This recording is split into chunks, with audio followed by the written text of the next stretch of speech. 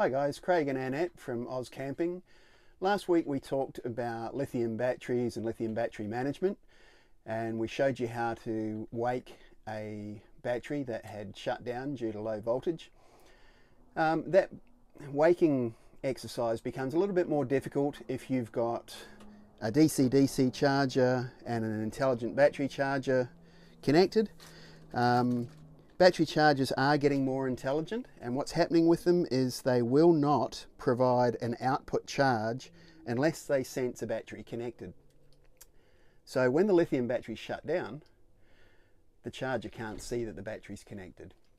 So like I said in our last video, if you don't have a DC-DC charger, you can just plug into your vehicle, the Anderson plug, and that comes through the diode, and the system will see the 12 volt coming in from the vehicle, and the batteries will wake. That's not the case with the DC-DC charger. Let me show you why. The DC-DC charger is an intelligent charger, so it's not going to output anything unless it sees voltage from the battery.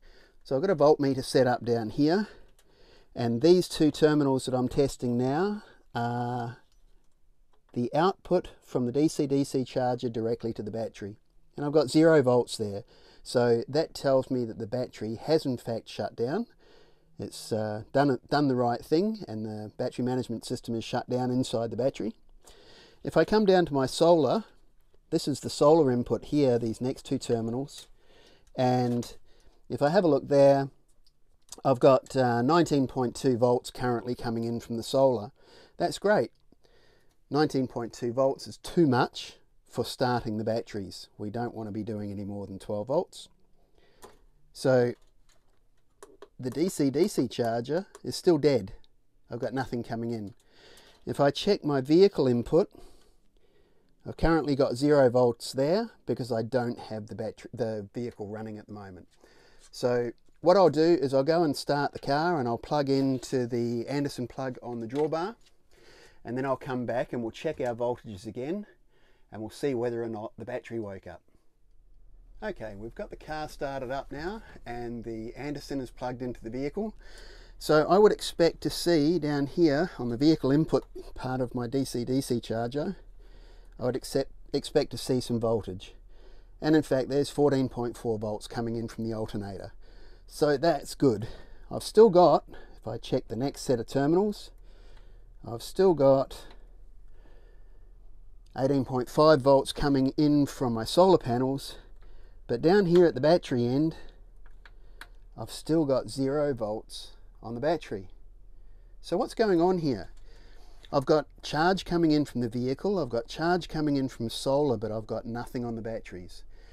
And that's exactly what we said when we started. With intelligent chargers these days, if they don't see the battery, they're not going to output charge. So how am I going to wake the battery management system? How am I going to wake these batteries? Remember in last week's video, we said if you don't have a DC-DC charger, you just plug in and you get voltage to the battery, and the batteries woke up. So what I need to do is I need to find a way to get voltage to these batteries. Now the simple thing is to do what Enerdrive do on their big battery management systems. They run a push button switch. So if I've got 12 volts coming in here on this red wire here, and this is my battery charge wire here, really all I need to do is bridge these two terminals to take the 12 volt or the 14.4 that's coming from the alternator, apply it for a short period of time to the battery for just long enough to wake the batteries up. So this is how you do that. If you come down and have a look at my control panel down here, you'll see that I've installed a push button switch. Now I'm going to include a photo of the parts that I use to do this.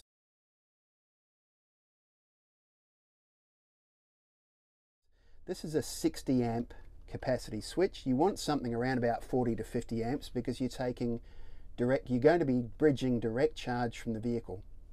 And then what I do, that's a momentary push button switch. What I do is I run one wire to this terminal, back to the switch, and then the other side of the switch back to the battery terminal. So now if I press that button, it's going to bridge the two wires, and it's effectively going to connect the vehicle output into the battery input. And what's going to happen? The batteries are going to wake up, and as soon as the batteries wake up, the DC-DC charger will start doing its job. So let's push the button, and straight away we have power. So I've let the button go now. We've got radios coming on, we've got all sorts of things coming on. Let me turn a few power switches off. So straight away we were able to wake the batteries, and the DC-DC charger is now doing its job. It's picking up charge from the vehicle. It's showing us that there's 11.7 volts in the battery. There's 13 amps coming in from the vehicle at the moment. There's 11 amps coming in from solar at the moment. So now all we need to do is recharge our batteries. So if you have a DC-DC charger and you get stuck with a battery shutdown, you're going to need some way. And the best way I can think of is to put in a battery wake switch. Okay, if you want a wiring diagram of that, I'm happy to post one up, just let me know. But it really is as simple as finding the input positive wire from the vehicle, from the Anderson plug on the drawbar, and bridging that to the charge output on your DC-DC charger. Okay, now the DC-DC charger's already got diodes and everything in it to stop power flying backwards through the charger, so you don't need to worry about that. You just need a simple momentary on-off or momentary switch to bridge those two connections. Thanks for watching. I hope that's really helpful to you. Don't forget to like and subscribe. We love to keep you informed with videos as we go along. And have a look at our website as well, AusCamping.au. No .com, it's just www.auscamping.au.